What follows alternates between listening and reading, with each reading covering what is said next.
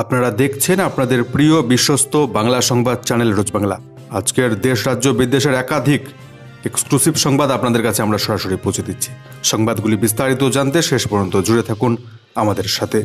চ্যানেলটিকে অবশ্যই সাবস্ক্রাইব করে পাশের বেল আইকনে ক্লিক করবেন সংবাদগুলি আমাদের প্রত্যেক দিন সবার প্রথমে দেখবার জন্য। আদানি গোষ্ঠীর ৪৫,০০০ কোটি টাকা মুকুব কেন্দ্রের মোদী সরকারের। তীব্র প্রতিবাদ দেশের ব্যাংক কর্মীদের। ফের আদানির প্রীতির জন্য কাঠগড়ায় কেন্দ্রীয় সরকার। এবার অভিযোগ রীতিমতো বিস্ফোরক। কংগ্রেসের দাবি, কেন্দ্রের নরেন্দ্র মোদী সরকার দেউলিয়া আইনের অপব্যবহার করে আদানি গোষ্ঠীর অধীনস্থ 10টি ধুঁকতে থাকা সংস্থার প্রায় ৪৫,০০০ কোটি টাকা ঋণ মুকুব করে দিয়েছে।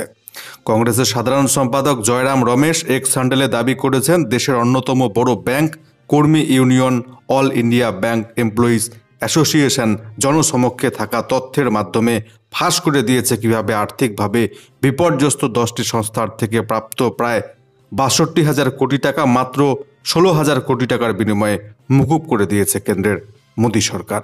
অল ইন্ডিয়া ব্যাংক এমপ্লয়িজ অ্যাসোসিয়েশনের দাবি অনুযায়ী টাকা দিতে না পারায় দেউলিয়া আদালতে থাকা 10টি সংস্থার ৬১,৮৩২ কোটি টাকার বকেয়া ঋণ মাত্র ১৫,৯৭৭ কোটি টাকায় রফা করেছে ঋণদাতা রাষ্ট্রায়ত্ত ব্যাংকগুলি। অর্থাৎ মুকুব করে দেওয়া হয়েছে আদানির এই সংস্থাগুলির ৪৫,৮৫৫ কোটি টাকা।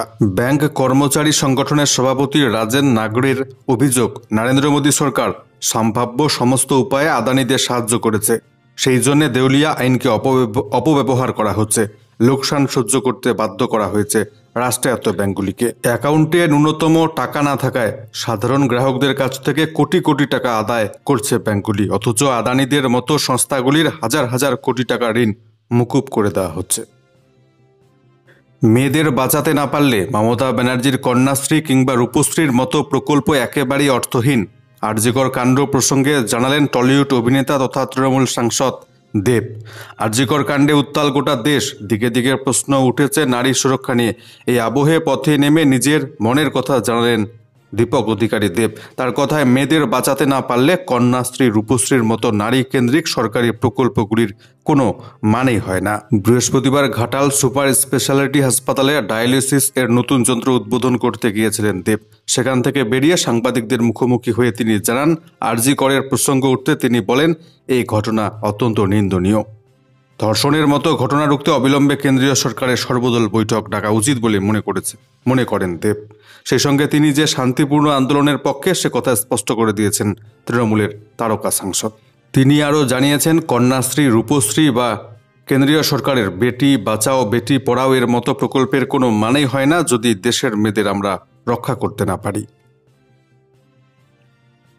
অপরদিকে আরজিকর কাণ্ডে মহিলা চিকিৎসককে ধর্ষণ এবং নির্মমভাবে খুনের ঘটনায় তোলপাড় গোটা রাজ্য। এই ঘটনা প্রকাশ্যে আসার পর থেকে রাজ্য সরকার অনেকটাই ব্যাকফুটে। এই আবহে নবান্নের প্রশাসনিক পর্যালোচনা বৈঠক ডাকলেন মুখ্যমন্ত্রী মমতা ব্যানার্জি। আগামী সোমবার ৯ সেপ্টেম্বর নবান্নে ওই বৈঠক হচ্ছে। বৈঠকে রাজ্যের সমস্ত দপ্তরের কর্তাদের উপস্থিত থাকতে নির্দেশ দেওয়া হয়েছে। নবান্নের তরফে বৃহস্পতিবার একটি বিজ্ঞপ্তি জারি করে জানানো হয়েছে, ৯ তারিখ বেলা ১টায় নবান্ন সভা করে পর্যালোচনা বৈঠক ডেকেছেন মুখ্যমন্ত্রী মমতা ব্যানার্জি। প্রত্যেক দপ্তরের মন্ত্রী সচিবকে ওই বৈঠকে থাকতে নির্দেশ দেওয়া হয়েছে। রাজ্যে আবারও তৃণমূল নেত্রীর দাদাগিরি। চাকরি খেয়ে নেবরে আমি তৃণমূল নেত্রী, চিকিৎসককে হুমকি। বারুইপুরে পুলিশের হাতে আটক যুবতী। হাসপাতালের লাইনে দাঁড়াতে তিনি নারাজ। লাইন ভেঙে চিকিৎসকের কাছে গিয়ে দাবি করেন তখনই তার রোগীদের দেখতে হবে, ফিটনেস সার্টিফিকেট দিতে হবে তৎক্ষণাৎ। চিকিৎসক তাতে রাজি না হওয়ায় তার উপর চড়াও হওয়ার অভিযোগ উঠল এক যুবতীর বিরুদ্ধে। নিজেকে তৃণমূলের নেত্রী বলে দাবি করে তিনি তুই-তোকারি করেন কর্তব্যরত চিকিৎসককে। ওই তৃণমূল নেত্রী চিকিৎসককে হুঁশিয়ারি দিয়ে বলেন, তোর চাকরি খেয়ে নেব রে। রুখে দাঁড়ান ওই চিকিৎসক। তার সমর্থনে এগিয়ে আসেন অন্যান্য রোগীরা। শেষমেশ পুলিশের হাতে আটক হয়েছেন স্বঘোষিত তৃণমূল নেত্রী মুনমুন মোল্লা। ঘটনাটি ঘটেছে দক্ষিণ ২৪ পরগনার বারুইপুর মহকুমা হাসপাতালে। স্থানীয় সূত্রে খবর, অভিযুক্ত মুনমুন জয়নগরের বামুনের চক এলাকার বাসিন্দা। এলাকায় তৃণমূলের সক্রিয় কর্মী বলে পরিচিত তিনি। ওই হাসপাতালের সুপার ধীরাজ রায় জানিয়েছেন, বারুইপুর হাসপাতালের পক্ষ থেকে আলাদা করে ওই তরুণীর বিরুদ্ধে অভিযোগ দায়ের করা হয়েছে। ক্রিকেটার থেকে একেবারে সরাসরি রাজনীতির আঙিনায় বিজেপিতে যোগ দিলেন রবীন্দ্র জাদেজা। সদ্য টি-20 আন্তর্জাতিক থেকে তিনি অবসর নিয়েছেন, এবার তাকে দেখা যাবে রাজনীতিতে। রবীন্দ্র জাদেজা রাজনীতিতে যোগদানের কথা ঘোষণা করেছেন স্বয়ং তার স্ত্রী রিভাবা। তিনিও গুজরাট বিধানসভার বিজেপি বিধায়ক। বৃহস্পতিবার এক্স হ্যান্ডেলে রিভাবা তার স্বামীর ছবি পোস্ট করেছেন, যে ছবিতে বিজেপির সদস্য পদ হাতে রবীন্দ্র জাদেজাকে দেখা যাচ্ছে। প্রসঙ্গত 2019 সালে বিজেপিতে যোগ দেন রবীন্দ্র জাদেজার স্ত্রী রিভাবা। 2022 সালে জামনগর উত্তর বিধানসভা কেন্দ্র থেকে 50,000 ভোটে জিতে যান রিভাবা। এদিকে জাদেজার বাবা এবং বোন কংগ্রেসের সক্রিয় সদস্য। ভারতের প্রতিবেশী রাষ্ট্র বাংলাদেশ আর একটা পাকিস্তানে পরিণত হচ্ছে, ওদেশে আর কেউ বিনিয়োগ করবে না, জানাচ্ছেন ভারতের কেন্দ্রীয় মন্ত্রী। বাংলাদেশ পাকিস্তানের বড় ভাই। এদিন বাংলাদেশের পরিস্থিতি নিয়ে এই মন্তব্য করলেন ভারতের কেন্দ্রীয় মন্ত্রী গিরিরাজ সিং। গিরিরাজ সিং জানিয়েছেন, বাংলাদেশের নিয়ন্ত্রণ এমন হাতে চলে গিয়েছে যে পাকিস্তানের বড় ভাই হয়ে উঠবে এবার বাংলাদেশ। এই কারণেই কেউ এবার বাংলাদেশে বিনিয়োগ করতে চাইবে না। ভারতের ওই কেন্দ্রীয় মন্ত্রী জানিয়েছেন, বাংলাদেশের বর্তমান নিয়ন্ত্রণ এমন কারো হাতে চলে গিয়েছে যা বাংলাদেশকে পাকিস্তানের বড় ভাইয়ে পরিণত করবে। অপরদিকে ভারতের মাটিতে বসে মুখ খুললে বিপদে পড়বেন বাংলাদেশের প্রাক্তন প্রধানমন্ত্রী শেখ হাসিনা। হুমকি বাংলাদেশের বর্তমান অন্তর্বর্তী সরকারের প্রধান ইউনূস। ক্ষমতাচ্যুত হওয়ার পরে ভারতে আশ্রয় নিয়েছেন শেখ হাসিনা। ভারতে বসে ন্যায় চেয়ে বিবৃতি দিয়েছেন তিনি, কিন্তু বিষয়টিকে মোটেই ভালো চোখে দেখছেন না ঢাকা। আর কোনো রাগটাগ না করে তা স্পষ্ট করে দিলেন বাংলাদেশের অন্তর্বর্তী সরকারের প্রধান মোহাম্মদ ইউনূস। তার মতে ভারতে বসে শেখ হাসিনার রাজনৈতিক মন্তব্য বন্ধু সুলভ নয়। এরপরেই তার প্রচ্ছন্ন হুঁশিয়ারি, ঢাকার তরফে প্রত্যার্পণের আবেদন না করা পর্যন্ত রাজনৈতিক মন্তব্য এড়িয়ে চলা উচিত বাংলাদেশের প্রাক্তন প্রধানমন্ত্রী শেখ হাসিনার। না হলে ভারত এবং বাংলাদেশ দুদেশের পক্ষেই তা অস্বস্তিকর হবে বলে জানিয়েছেন ইউনূস। একই সঙ্গে আওয়ামী লীগের বাইরের দলগুলি সম্পর্কে ভারতের দৃষ্টিভঙ্গি পরিবর্তনের প্রয়োজন রয়েছে বলেও ইউনূসের অভিমত। প্রসঙ্গত গত 13ই আগস্ট শেখ হাসিনার পুত্র ছেলে সজীব ওয়াজেদ জয়ের এক্স হ্যান্ডেলে শেখ হাসিনার একটি বিবৃতি প্রকাশিত হয়েছিল। সেখানে বাংলাদেশের সাম্প্রতিক হিংসাকে জঙ্গি কার্যকলাপ আখ্যা দিয়ে খুন এবং ভাঙচুরের ঘটনার তদন্তের দাবি করেন তিনি। শুধু তাই নয়, এই ঘটনায় জড়িতদের চিহ্নিত করে শাস্তির দাবিও জানানো হয়। হাসিনার ওই মন্তব্যকে ভালোভাবে নিচ্ছে না বাংলাদেশের পালাবদলের সরকার। সংবাদ সংস্থাকে দেওয়া এক সাক্ষাৎকারে সরকারের প্রধান ইউনূস জানিয়েছেন, বাংলাদেশের তরফে প্রত্যার্পণের আবেদন না করা পর্যন্ত ভারত তাকে অর্থাৎ শেখ হাসিনাকে আশ্রয় দিতে পারে, তবে শর্ত হলো তাকে মুখ বন্ধ রাখতে হবে। ভারতের সঙ্গে বাংলাদেশের সম্পর্ক নিয়ে অন্য একটি প্রশ্নের জবাবে ইউনূসের অভিযোগ, ভারতের সঙ্গে মজবুত সম্পর্ককে বাংলাদেশ মূল্য দেয়, কিন্তু আওয়ামী লীগ ছাড়া বাকি রাজনৈতিক দলগুলিকে নয়া দিল্লি ইসলামী বলে মনে করে, আর শেখ হাসিনাকে ছাড়া দেশ আফগানিস্তানে পরিণত হবে বলে মনে করে ভারত। এই দৃষ্টিভঙ্গিতে পরিবর্তন আনতে হবে ভারতের বলে জানিয়েছেন বাংলাদেশের অন্তর্বর্তী সরকারের প্রধান নোবেলজয়ী মোহাম্মদ ইউনূস। মাধ্যমিক পাশ চাকুরি প্রার্থীদের জন্য বিরাট বড় সুখবর। 30,000-এর অধিক শূন্য পদে কনস্টেবল নিয়োগের বিজ্ঞপ্তি জারি। শুরু হলো আবেদন। কেন্দ্রীয় সরকারের স্বরাষ্ট্র মন্ত্রকের অধীন border security force, central industrial security force, Indo তিব্বত সীমান্ত পুলিশ, এছাড়াও সেন্ট্রাল রিজার্ভ পুলিশ ফোর্স, সশস্ত্র সীমা বল এবং সেক্রেটারিয়েট সিকিউরিটি ফোর্স এই কনস্টেবল পদে এবং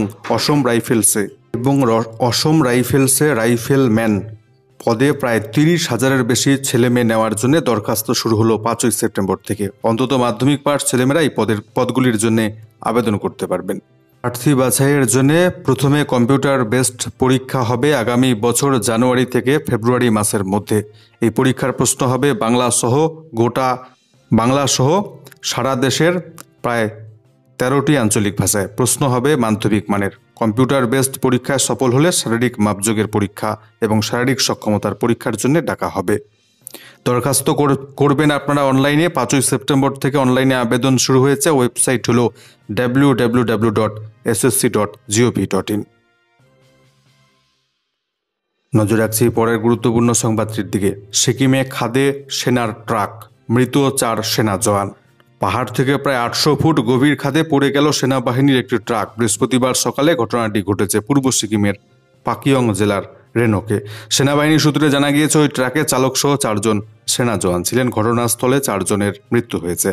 সুকনা সেনা ছাউনি সূত্রে খবর, দুর্ঘটনায় শহীদ হয়েছেন তামিলনাড়ুর একজন বাসিন্দা, এছাড়াও হরিয়ানার বাসিন্দা নায়ক গুরুদেব সিং, মণিপুরের ইম্ফলের বাসিন্দা ডব্লিউ পিটার সিং এবং মধ্যপ্রদেশের বাসিন্দা গাড়ির চালক প্রদীপ প্যাটেল। এরা প্রত্যেকেই আলিপুরদুয়ার জেলার বিন্নাগুড়ি সেনা ছাউনিতে কর্মরত ছিলেন বলে জানা গিয়েছে। রাজ্য জুড়ে চলবে টানা 72 ঘন্টা ট্রাক ধর্মঘট। আসন্ন উৎসবের মরশুমের প্রাক্কালে নিত্য প্রয়োজনীয় জিনিস, নির্মাণ সামগ্রী সহ যাবতীয় উপকরণের যোগানে টান পড়ার তীব্র আশঙ্কা। কারণ রাজ্য জুড়ে 11 থেকে 13 সেপ্টেম্বর পর্যন্ত টানা 72 ঘন্টা ট্রাক ধর্মঘটের ডাক দেওয়া হয়েছে। Federation of West Bengal truck operators অ্যাসোসিয়েশনের তরফে এই সিদ্ধান্ত নেওয়া হয়েছে। সংগঠনের সম্পাদক প্রবীর চট্টোপাধ্যায় বৃহস্পতিবার এই প্রসঙ্গে জানিয়েছেন, ছোট বড় মাঝারি ট্রাক চালকদের পিঠ দেওয়ালে ঠেকে গিয়েছে। প্রশাসনের মদতে সরকারি নিয়ম মেনে চলা ট্রাকের চালক খালাসির উপর রাস্তায় ধারাবাহিকভাবে অত্যাচার চলছে। অভিযোগ, এক্ষেত্রে বাংলার সর্বত্র মুখ্য ভূমিকা নিচ্ছে সিভিক ভলেন্টিয়াররা। আইনি সংস্থা না থাকলেও প্রত্যেকদিন রাজ্য জাতীয় সড়কের ওপর গাড়ি দাঁড় করিয়ে মোটা টাকা ঘুষ নেওয়ার মূল কাণ্ডারি হিসেবে ওই সিভিকদের দায়ী করছেন প্রবীরবাবু। তার মূল অভিযোগ, ওভারলোড গাড়ি বাড়তি টাকা দিয়ে পুলিশি পোহরায় গোটা রাজ্যে দাপিয়ে বেড়াচ্ছে, আর আন্ডারলোড গাড়িগুলিকে একাধিকবার ওয়ে ব্রিজ অর্থাৎ কাটায় ঢুকিয়ে 236 টাকা করে অতিরিক্ত নেওয়া হচ্ছে বলে অভিযোগ করেছেন তিনি। একেবারে শেষ মুহূর্তে বাতিল করেছেন রাইড। মেজাজ হারিয়ে মহিলা যাত্রীকে সপাটে চড় কষালেন অটো চালক। ওলা অটো বুক করেছিলেন 2 জন মহিলা, কিন্তু তারপর সেটি ক্যান্সেল করে দিয়েছিলেন। ফল হলো অভাবনীয়। অটো চালক গালাগালি তো করলেন, শেষমেশ ওই একজন মহিলা যাত্রীকে কষিয়ে চড় বসালেন। এমনটাই অভিযোগ বেঙ্গালুরুর এক অটো চালকের বিরুদ্ধে। পুলিশে অভিযোগ দায়ের হলে গ্রেপ্তার করা হয়েছে ওই অটো চালককে। জানা যাচ্ছে, ওলা অটো পরিষেবা পেতে একটি অটো বুক করেন ওই 2 মহিলা যাত্রী, কিন্তু একেবারে শেষ মুহূর্তে রাইডটি তারা ক্যান্সেল করে দেন। অভিযোগের পরে মেজাজ হারিয়ে বসেন অটো চালক। তিনি পিছু নেন 2 জনের, তারপর তাদের উদ্দেশ্যে চেঁচিয়ে গালাগালি দিতে থাকেন। কুমন্তব্য করেন একজন মহিলা। ঘটনাটির ভিডিও করতে থাকেন নিজের মোবাইলে। সেটা নজরে আসতে অভিযুক্ত চেষ্টা করেন মোবাইলটি কেড়ে নিতে, আর তারপরে চড় কষান ওই মহিলা যাত্রীকে। आप चिल्ला क्यों रहे हो? नहीं, आप चिल्ला क्यों रहे हो? आप चिल्ला क्यों रहे हो? हाँ, तेरे बाप देते हैं क्या गैस? यहीं पे था भैया, 1 मिनट दूर ही था आपका ऑटो। आप चिल्लाइए मत और गाली मत दीजिए, ठीक है? ये फालतू चीजें मत बोलिए मुझे। और क्या करती है? मैं पुलिस के पास जाऊंगी। हाँ, आ जाओ, चल पुलिस के पास चल। ನಮ್ಮನ್ನ 2 ಗಾಡಿ ಬುಕ್ ಮಾಡ್ತಾರೆ, ನಮ್ಮನ್ನ ಕೇಯ ಏನ್ ಶಾಟೆ ತರ ಹಾಕೋ, ನಮ್ಮನ್ನ ಗ್ಯಾಸ್ ಗಳ ಹಾಕೊಂಡು ನಮ್ಮನ್ನ ರೋಡ್ ಕಡೆ ಹೋಗಬೇಕಾ? 1 मिनट अभी था भैया, आपका गाड़ी बाहर ही था। क्या हो गया तो कर दिया। आप कैंसिल नहीं करते कभी हम लोग का राइड? आप लोग नहीं करते कभी कैंसिल किया है ना, तो हमारी क्या गलती हो गया? दो तो और क्या हो गया? रुक, आज चल पुलिस स्टेशन को। मैं क्यों जाऊँ? मेरी मर्जी, मेरे को जाना होगा मैं जाऊंगी, मेरे को नहीं जाना होगा नहीं जाऊंगी। मैं अलग पुलिस स्टेशन जाऊंगी। मैं आपके साथ क्यों जाऊँ? आ जाओ। आपका फोन नंबर है, आपका गाड़ी नंबर है, हम कंप्लेन कर देंगे। गलती से कैसा होता है गलती? आप चिल्ला क्यों रहे हो? नहीं, आप चिल्ला कैसे होता है बोलो? आप चिल्ला क्यों रहे हो? हाँ, तेरे बाप देते हैं क्या গ্যাস? এক নজরে রাজ্যের ওয়েদার রিপোর্টটি আমরা দেখে নিচ্ছি। এই মুহূর্তে উত্তরবঙ্গ কিংবা দক্ষিণবঙ্গ কোনো জেলাতে ভারী অতি ভারী বৃষ্টিপাতের সম্ভাবনা কোনো জেলাতে নেই। আজকে উত্তরবঙ্গ দক্ষিণবঙ্গের প্রত্যেকটি জেলাতে বিক্ষিপ্তভাবে হালকা মাঝারি বৃষ্টিপাত চলবে বলে জানাচ্ছে আবহাওয়া দপ্তর। আজকে দক্ষিণবঙ্গের হাওড়া, দক্ষিণ 24 পরগনা, পূর্ব মেদিনীপুর, এছাড়াও বাঁকুড়া, বীরভূম, মুর্শিদাবাদ এই জেলাগুলির 2-1টি জায়গায় বজ্রপাতের সম্ভাবনা রয়েছে বলে জানাচ্ছে আবহাওয়া দপ্তর।